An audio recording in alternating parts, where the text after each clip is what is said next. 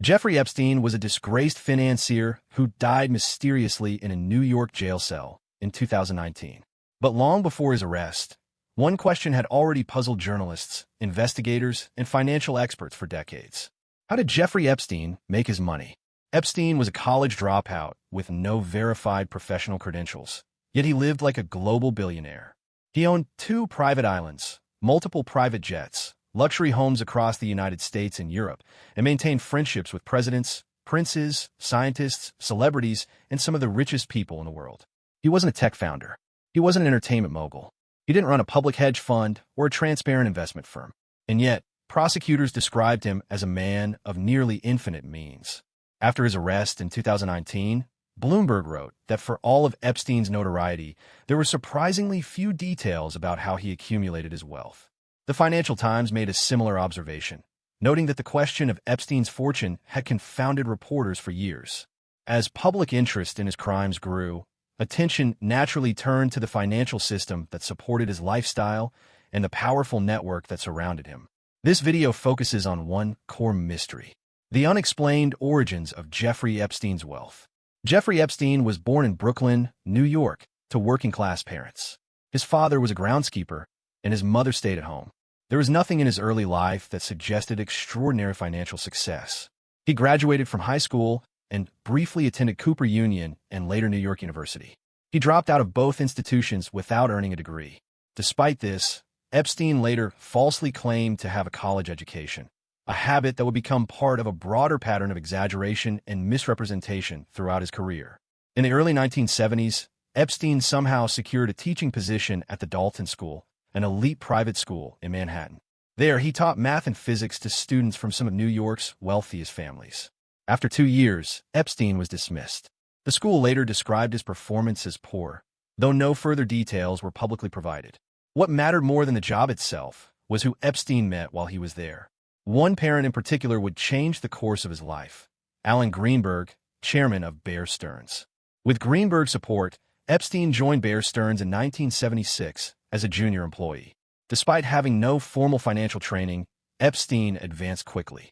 Within 4 years, he became a partner, an unusually fast promotion, especially for someone without a college degree or prior Wall Street experience.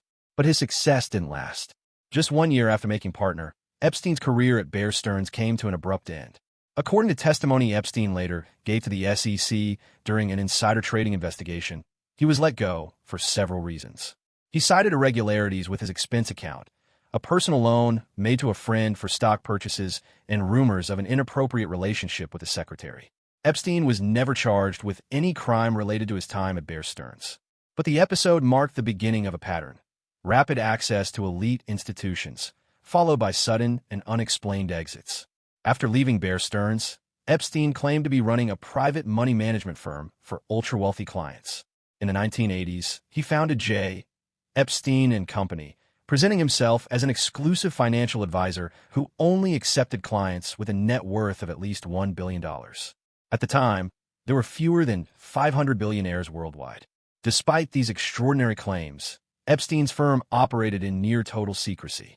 There were no audited financial statements, no verified assets under management, and no publicly disclosed client list. Over time, journalists attempting to investigate the firm found almost nothing concrete. There was only one confirmed long-term client. Everything else remained speculation: offshore entities, shell companies, and whispered theories that were never fully substantiated. Despite the lack of transparency, the size of Epstein's fortune was undeniable. In a 2019 court filing, federal prosecutors estimated his net worth at approximately $560 million. The New York Times later placed the figure closer to $600 million. His assets included an extraordinary collection of properties. He owned a $77 million townhouse in Manhattan, where he was arrested, a $12 million estate in Palm Beach, Florida, a $17 million ranch in New Mexico, an $8.6 million apartment in Paris.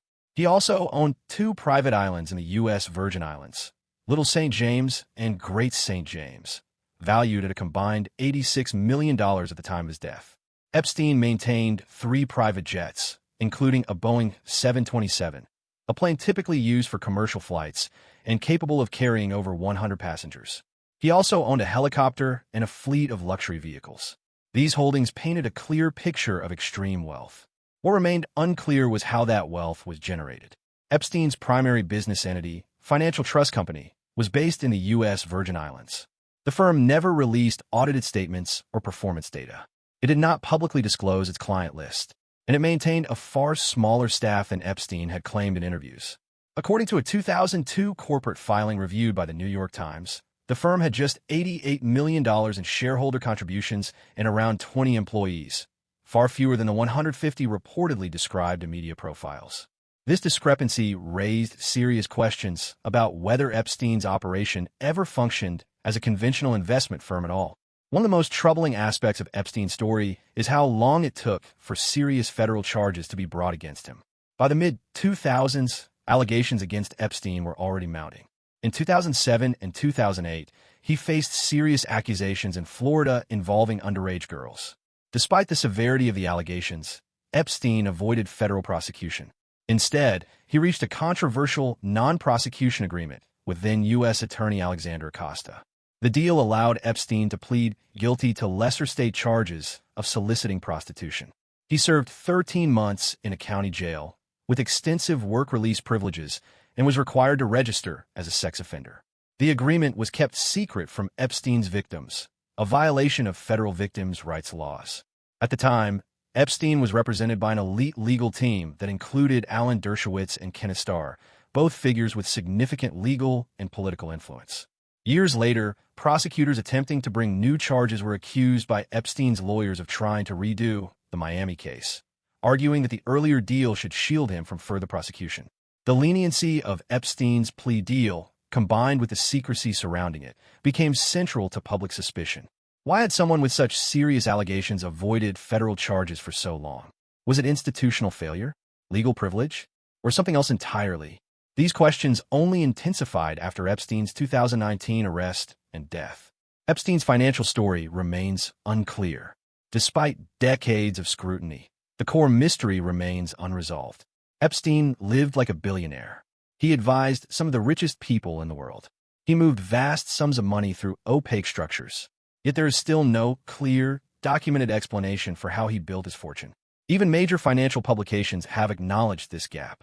For a man whose life revolved around wealth, power, and access, the financial engine behind it all remains largely hidden. Jeffrey Epstein's crimes shocked the world, but the financial story behind those crimes remains just as unsettling. A man with no degree, no transparent business, and no verified client base accumulated extraordinary wealth and maintained protection for years. Despite arrests, lawsuits, and investigations, the true origins of his fortune remain buried beneath secrecy, legal agreements, and unanswered questions. And as long as those questions remain unanswered, the Epstein scandal will continue to cast a long shadow, not just over the people he knew, but over the systems that allowed him to operate in plain sight. In the next episode, we'll look closer at the people around Epstein, the clients, the enablers, and the network of power that surrounded him. Because to understand how Epstein stayed rich for so long, you have to understand who helped him stay protected.